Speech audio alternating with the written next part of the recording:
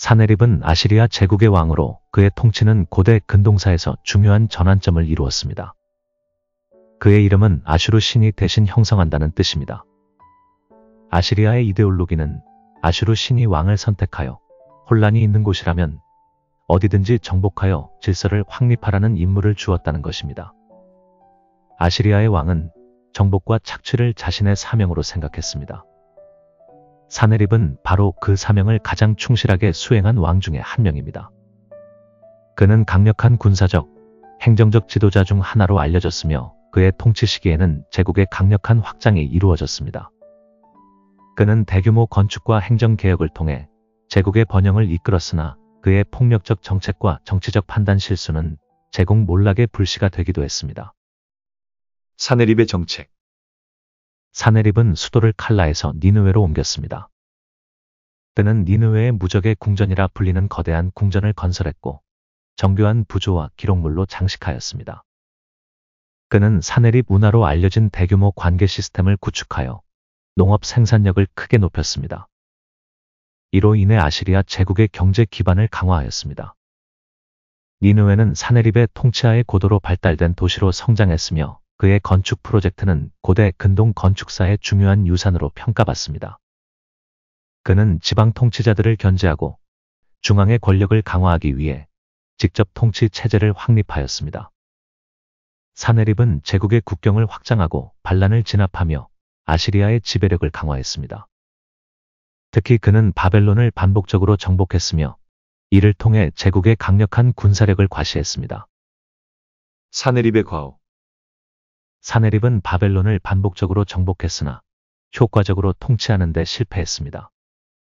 바벨론은 지속적으로 반란을 시도하였고 결국 사네립은 바벨론을 파괴하고 폐허로 만들었습니다.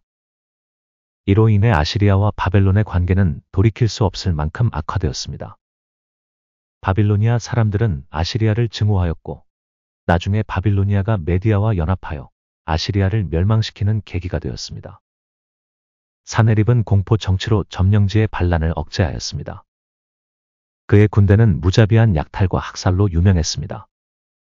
그의 폭력적인 정책은 점령지를 빠르게 안정시켰으나 장기적으로는 많은 적을 만들었습니다. 사네립은 기원전 681년에 자신의 아들에 의해 암살당했습니다. 아들인 에사라도는 자랑스럽게 자신이 아버지를 죽인 이야기를 기록으로 남겼습니다. 이는 그의 권력 집중 정책이 내부적 분열과 갈등이 있었음을 보여줍니다. 사네립의 유산. 사네립은 아시리아 제국의 전성기를 이끈 군주였지만 그의 정책은 동시에 제국의 몰락을 가속했습니다.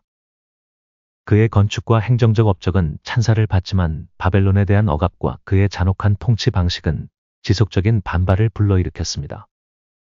그의 죽음 이후 아시리아 제국은 점점 쇠퇴하였으며 결국 기원전 612년에 멸망하였습니다. 성경 속 사네립. 유다와 아시리아의 전쟁을 이해하기 위해 역사적 배경을 알 필요가 있습니다. 아시리아는 제국을 확장하면서 이집트까지 정복하였습니다. 그 길목에 있던 가나안 땅의 소국들도 정복하였는데 그 중에 북이스라엘과 다메섹이 있었습니다. 다행히도 남유다는 해안도로에서 떨어진 산지에 있어서 아시리아의 조공을 바치는 것으로 살아남았습니다. 그러나 기원전 8세기 말 아시리아가 어려움에 처하자 이집트를 중심으로 여러 나라가 아시리아의 반기를 들었습니다. 이때 히스기야는 아시리아에 조공 바치는 것을 멈추고 이집트 편을 들자 아시리아가 유다를 공격하였습니다. 열왕기하는 바로 그때를 기록하였습니다. 히스기야는 아시리아의 공격을 대비하여 미슈네로 알려진 새로운 정착지까지 벽을 확장했습니다. 고고학 발굴 작업 중에 이 벽의 일부가 발견되었는데 기원전 8세기 말에 만들어진 것으로 밝혀졌습니다. 그리고 예루살렘 지하에 518m가 넘는 지하수로가 발견되었습니다. 이사야 선지자는 하나님께서 아시리아의 공격을 허용한 이유를 이렇게 밝혔습니다. 아수르 사람은 화 있을진저. 그는 내 진노의 막대기요 그 손의 몽둥이는 내 분노라. 내가 그를 보내어 경건하지 아니한 나라를 치게 하며 내가 그에게 명령하여 나를 노하게 한 백성을 쳐서 탈취하며 노략하게 하며 또 그들을 길거리에 진흙같이 짓밟게 하려 하거니와. 이사야가 볼 때 아시리아는 여호와의 손에 들린 징벌 도구였습니다. 이스라엘 백성은 여호와를 신뢰하지 않고 바로에게 기대어 애굽의 그늘에 숨으려고 하였습니다. 그들은 하나님께 묻지도 않고 하나님을 의지하지도 않았습니다. 히스기야는 자신의 잘못을 깨닫고 늦었지만 성전에 나아가 하나님께 무릎을 꿇었습니다. 그러자 하나님은 사네립의 군대를 쳤습니다. 이 밤에 여호와의 사자가 나와서 아수르 진영에서 군사 18만 5천 명을 친지라. 아침에 일찍이 일어나 보니 다 송장이 되었더라. 아수르 왕 사네립이 떠나 돌아가서 니느웨에 거주하더니. 요세푸스는 그때 아시리아 군대가 죽은 것은 전염병 때문이라고 하였습니다. 그러나 아시리아의 사네립 프리즘은 전혀 다르게 기록하였습니다. 사네립 프리즘은 6개의 면을 가진 점토 원통으로 각면에 쐐기 문자로 글을 썼습니다. 약 500줄 이상의 기록이 있으며 사네립의 8차례 군사 원정이 상세히 서술되어 있습니다. 그 중에는 사네립의 유다 침공도 있습니다. 그 내용은 이렇습니다. 나는 히스기야를 그의 수도 예루살렘 안의 새장 속에 새처럼 가두었다. 그러나 예루살렘 함락은 언급하지 않았으며 히스기야가 막대한 공물을 바쳤다고 주장했습니다. 이 기록은 열왕기하 내용과 부분적으로 일치하지만 성경은 사네립이 하나님의 개입으로 패배했다고 하였습니다.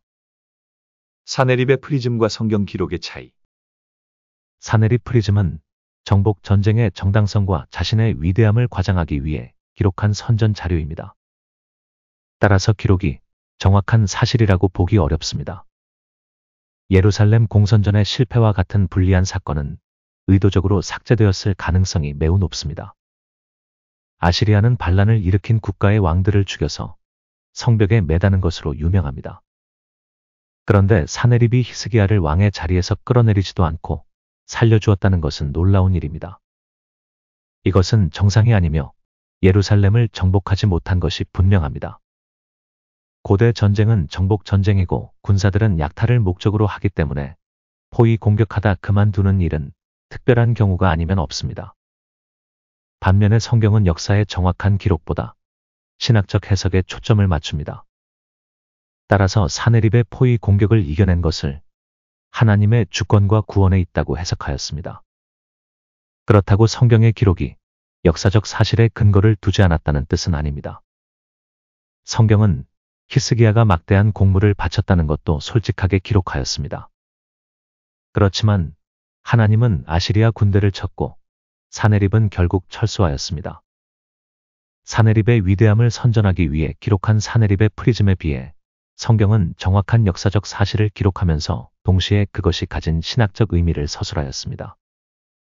히스기야는 위기의 순간에 하나님께 기도하였고 하나님께서는 그들을 구원하여 주었습니다. 사네립과 히스기야의 기록물을 통해 우리는 몇 가지 교훈을 받을 수 있습니다. 첫째, 위기 속에서 하나님의 주권을 신뢰하십시오. 히스기야는 사네립의 강력한 군사적 위협 앞에서 두려워하지 않고 하나님께 기도하며 하나님을 전적으로 의지했습니다. 그는 성전에서 하나님의 도우심을 구했고 하나님은 초자연적으로 개입하여 유다를 구원하셨습니다. 현대 그리스도인도 위기 상황에서 스스로의 능력만을 의지하기보다 하나님의 주권을 신뢰하며 기도로 나아가야 합니다. 특히 세상 권력과 어려움 앞에서 하나님의 개입을 믿고 나아가는 신앙이 필요합니다. 둘째, 교만은 결국 몰락을 초래합니다. 사네립은 자신의 권력과 군사력을 과신하며 히스기야와 예루살렘의 하나님을 모욕했습니다.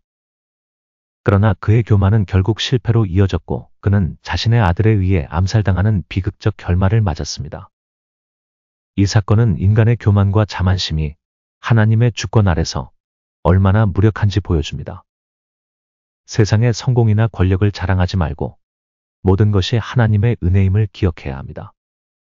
셋째, 역사를 신앙의 눈으로 해석하십시오. 사네립의 프리즘과 성경 기록의 차이는 역사적 사건을 해석하는 관점의 차이를 보여줍니다. 사네립 프리즘은 사네립의 권위를 과장하며 패배를 숨기지만 성경은 역사적 사실을 신학적으로 해석하여 하나님의 주권을 강조합니다. 현대 그리스도인은 이 차이를 통해 세상의 기록과 해석이 편향될 수 있음을 깨닫고 신앙의 눈으로 역사를 바라보는 훈련을 해야 합니다. 신앙의 눈으로 세상을 해석하면 하나님의 섭리를 더욱 분명히 이해할 수 있습니다. 세상의 관점에 휘둘리지 말고 하나님의 말씀을 기준으로 삼아 역사를 해석하고 삶의 방향을 정하십시오. 하나님이 역사의 주인이심을 믿으십시오. 결론적으로 히스기야와 사네립의 기록은 고대 사건을 넘어 현대 그리스도인의 신앙과 삶의 깊은 교훈을 줍니다. 하나님께 의지하는 믿음, 교만을 경계하는 겸손, 그리고 신앙적 관점에서 역사를 해석하는 지혜를 통해 우리는 하나님의 주권을 신뢰하며 살아갈 수 있습니다. 복음 전파를 위하여 힘쓰는 로고스 커뮤니티를 구독해 주시고 후원해 주시면 감사하겠습니다. 감사합니다.